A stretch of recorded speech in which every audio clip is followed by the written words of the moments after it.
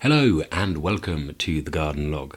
This is episode 46 and I am Ben Dark. I am a gardener and a collector of horticultural anecdote. It is the end of the first week of November 2018. A very explosive week this year. Not only did we have bonfire night, but we also had Diwali falling almost exactly at the same time. So a great amount of gunpowder has been expended.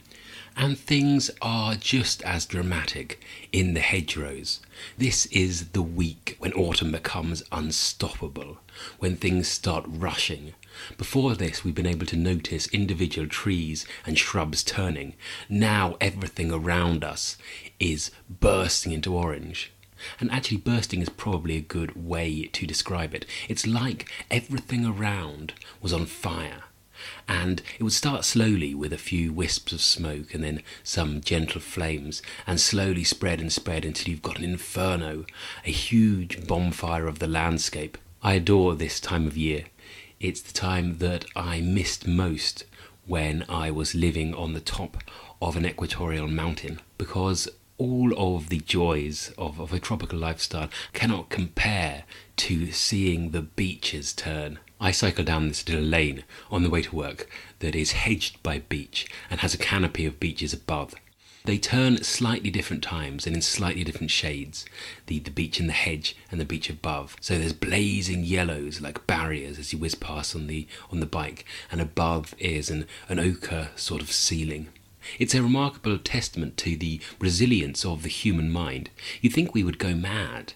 Imagine if all of the roads went from asphalt grey and black to pink. I think the autumn colours are particularly spectacular this year. It's because of the hot summer. We had time to really cook some sugars into those leaves. So we're getting more of the continental show, the kind of thing that you get in fall up in New England. I've been really enjoying various prunus trees, the way they hang down like handkerchiefs at the end of their life, and do a very trendy, almost dip dye thing where they go from red at the crown of the tree down through oranges and yellows at the bottom. I've also been enjoying some sweet chestnuts that I cycle past, seeing those because they're doing really good impressions of bananas as the leaves hang in their little groups, and they're looking banana shaped, and some of them are even spotted like bananas that have gone slightly old. They're that very, very violent, vehement yellow colour. The leaves changing colour up on the tree is obviously a precursor to them falling off the tree and thence having to be swept up by gardeners. I'm not going to talk about that too much. If you want to hear about picking up leaves and the theory and practice behind it, then you can go and listen to last year's episodes, around episode 6, 7, 8. Let's just say that in between all of the tasks I mention in this podcast, just pretend that I went out and picked up some leaves as well. And what were those tasks? Well, this week I have been planting a huge amount. Planting up a new winter garden. A winter garden that is something new for me. I'm not going to say it's new for the world of horticulture, but I haven't seen anything like it before.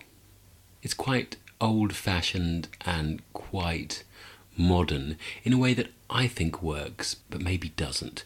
We'll see how it develops.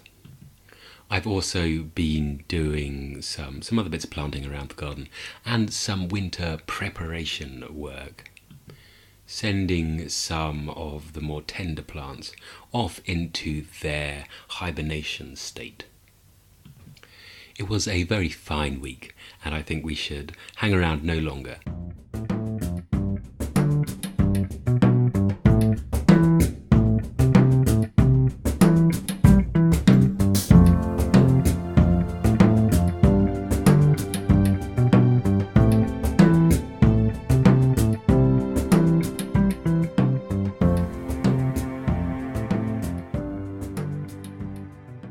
Welcome to the week in gardening.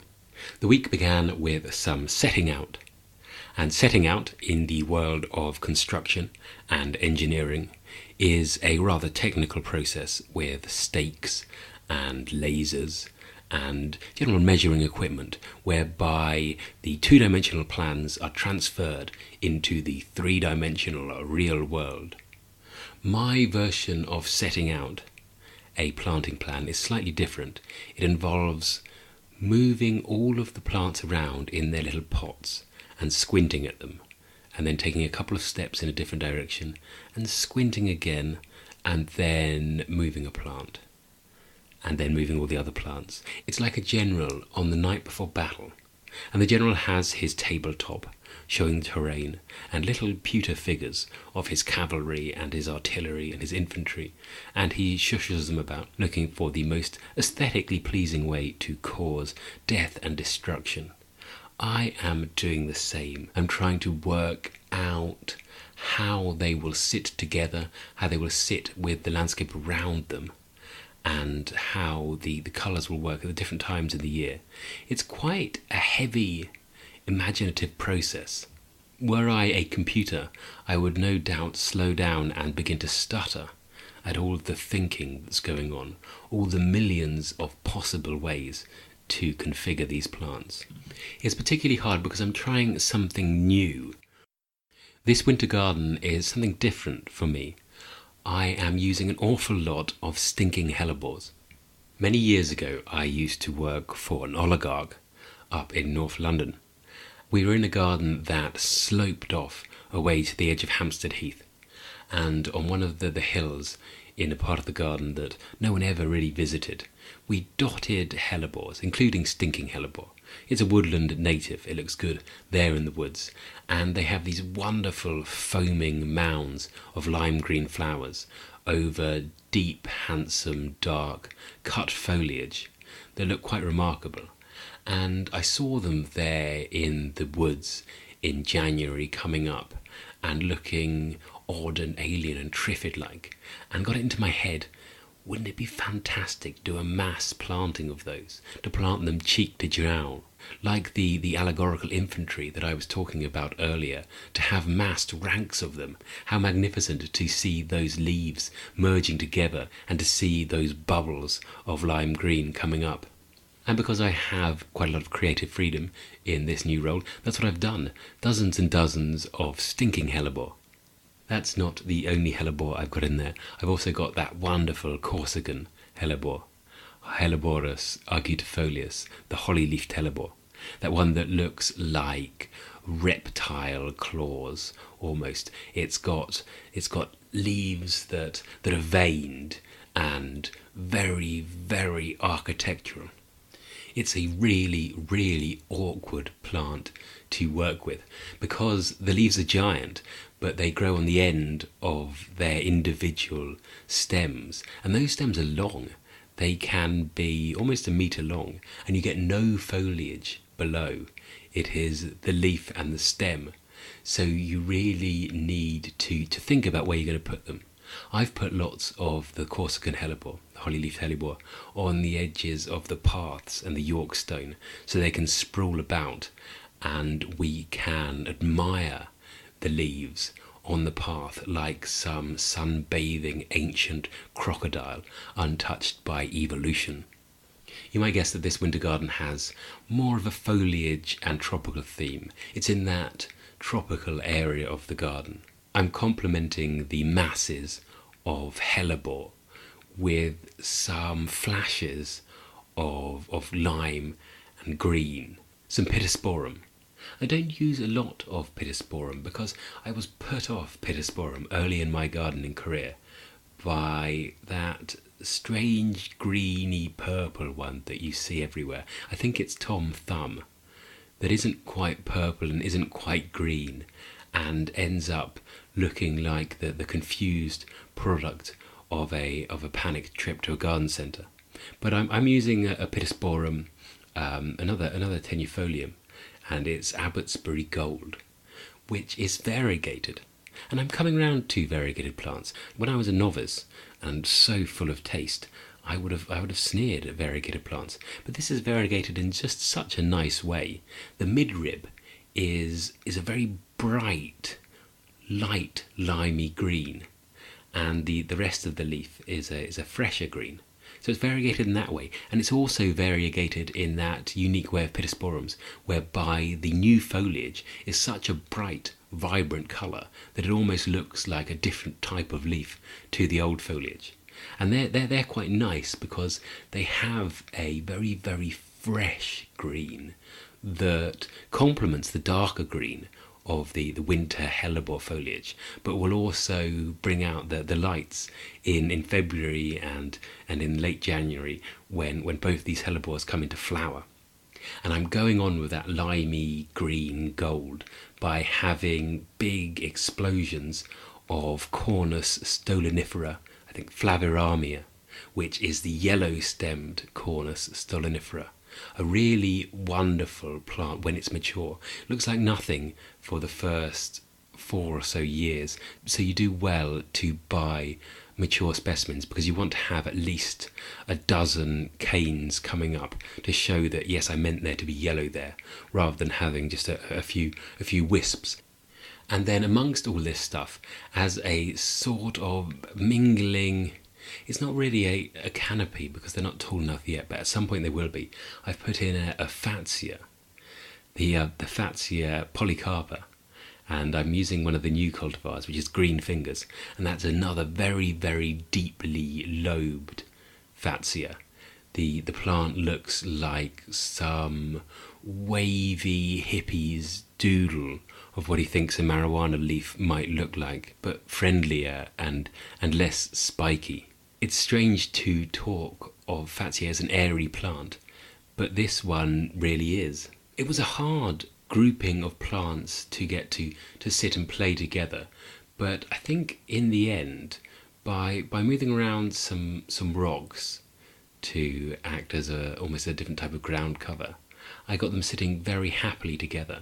I was trying to work out if there was a precedent for this type of planting, and I was reading that Graham Stuart Thomas used to plant the Corsican hellebore with Cornus. So there's something of a precedent for that.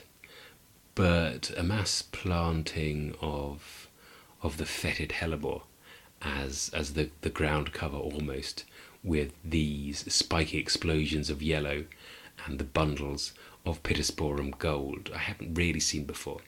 I've also played around with the pittosporum. It's not a particularly formal area, but I've given it a bit of structure by having the pittosporum balls. In fact, there are 9 of them.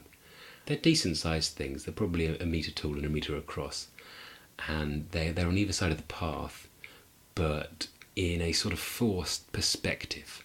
They start fairly wide, fairly far away from the path, and they gradually, through the bed, they come closer to the path.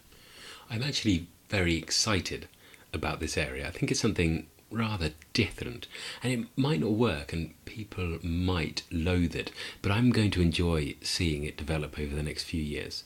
What I need to do in the next few weeks is work out what bulbs to put in there for spring amongst them.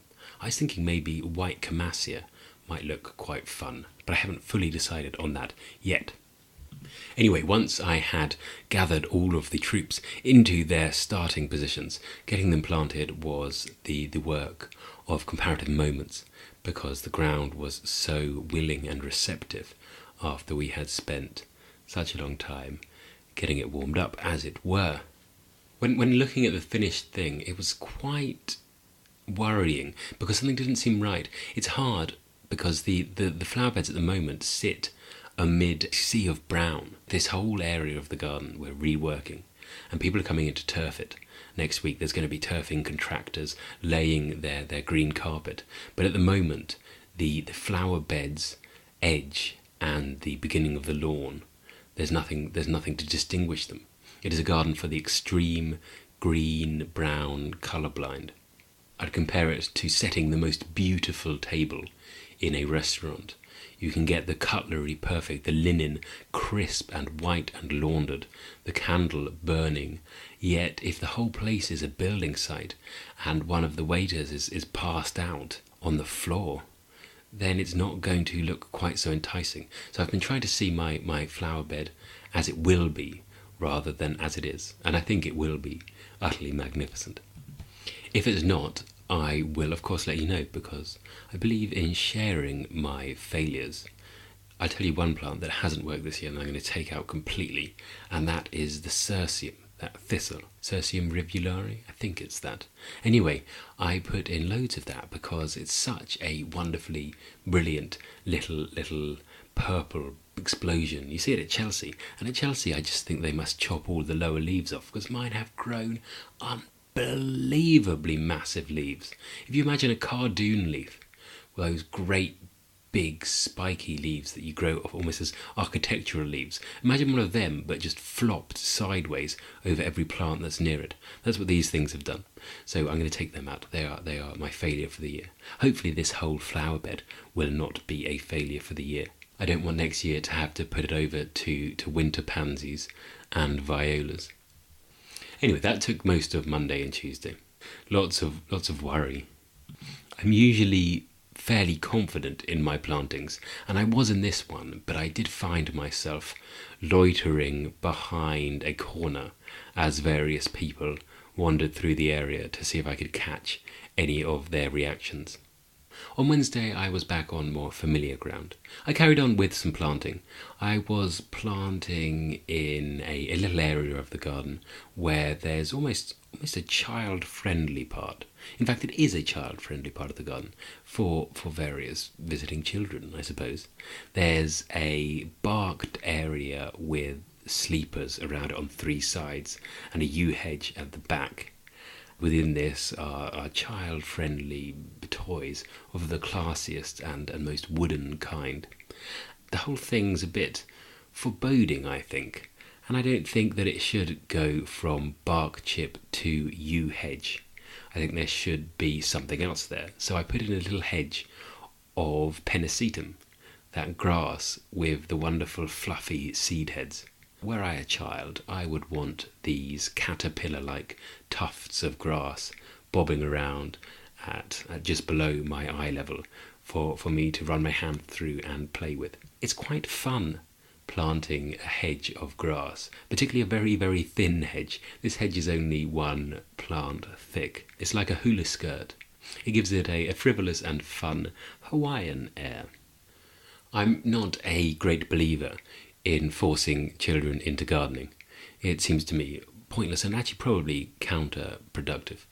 But this is nice. I think that maybe it will implant a memory in the children's heads, and maybe some distant future when they are on an enforced visit to some stately home with the parents of a new partner, they will see some interesting grass and go, my goodness, that was in the garden I grew up in, by Jove.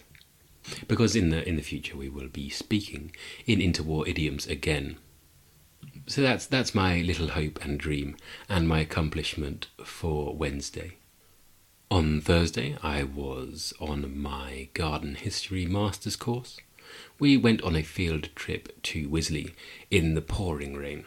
It was very wet, but Wisley is a fun garden to visit. They're doing lots of very exciting things there.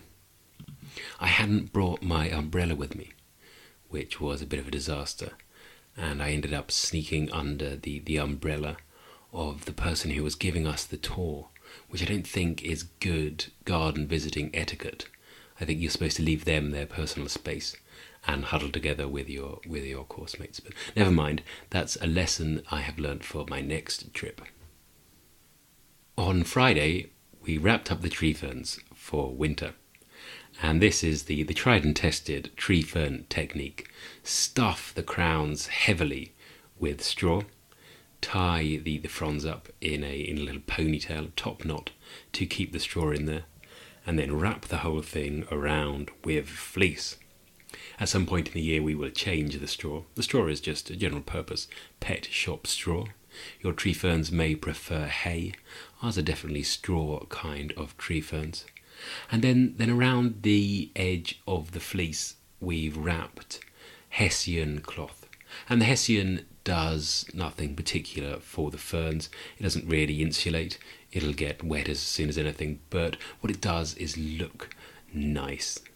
You know, gardeners who want to distinguish themselves from gardeners who might work for the council or drive around in a franchise van. Gardeners who are wedded to the land in a deeply poetic manner. They will only wear natural fibres and cavalry twills and maybe a waxed jacket at a push. I'm probably one of them. Anyway, those kind of people would far rather wrap themselves in hessian than wear an anorak. And my tree ferns are cut from a similar cloth. They want to look classy, natural and poetic. It was a satisfying job, but it is sad seeing this grove put to bed. It's like the fun fair closing for the season when the last man out locks the door. I'm very lucky that I don't really get affected by the various sort of seasonal mood swings that some people feel keenly. But I can see how there could be something oppressive in the feeling that we are now shutting down and just waiting. Maybe for Christmas I can take the hessian off and decorate them, maybe some wrapping paper, some baubles in the ponytail. I could replace the straw with tinsel temporarily. Well, that'll be something exciting to listen to on the Garden Log, episode 52. There will be more winter preparations to come. There will be dahlias to be lifted. There will be cannas to be taken up and dried out. All of those other shutting down jobs will be done, but they will somehow be less depressing because by the time all the dahlias are out of the ground, I think we'll start to see the bulbs coming up. We'll probably see the first early daffodils and the snowdrops breaking the ground, and then you've stopped thinking about things shutting down. You've started thinking about them coming to life already. So there we go. More remorseless positivity from the gardening podcast world. Now, speaking of remorseless positivity, let's see if I have any recommendations this week.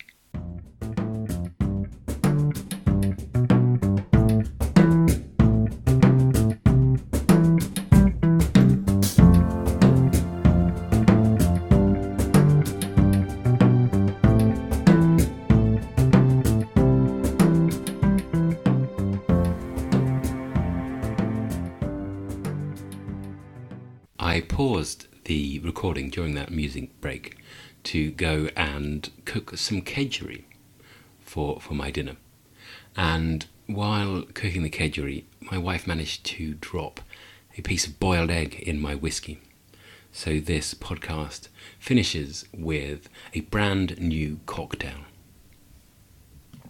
It's sort of like a White Russian, but more cooked.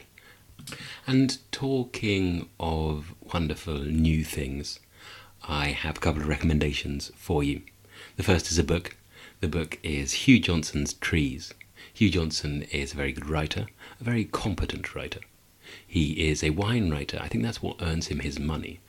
And he is also a writer about plants and trees. He writes Tradescant's Diary for Hortus. And I think it was an RHS before that.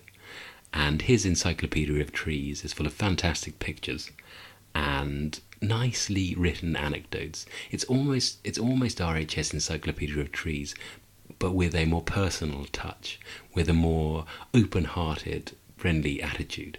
It's RHS Encyclopedia written by one person who you can gossip with over a good lunch and some wine. Gosh, I'm wondering now what Hugh would make of my cocktail. Anyway, it's a book that I was given 10 years ago when I was the horticultural trainee at the Garden Museum, my first job after horticultural college. The Garden Museum garden in those days hadn't been Dan Pearsoned. It hadn't been done as it is now. It was still a little knot garden surrounded by plane trees. And I went out into that garden and opened my book and read about them.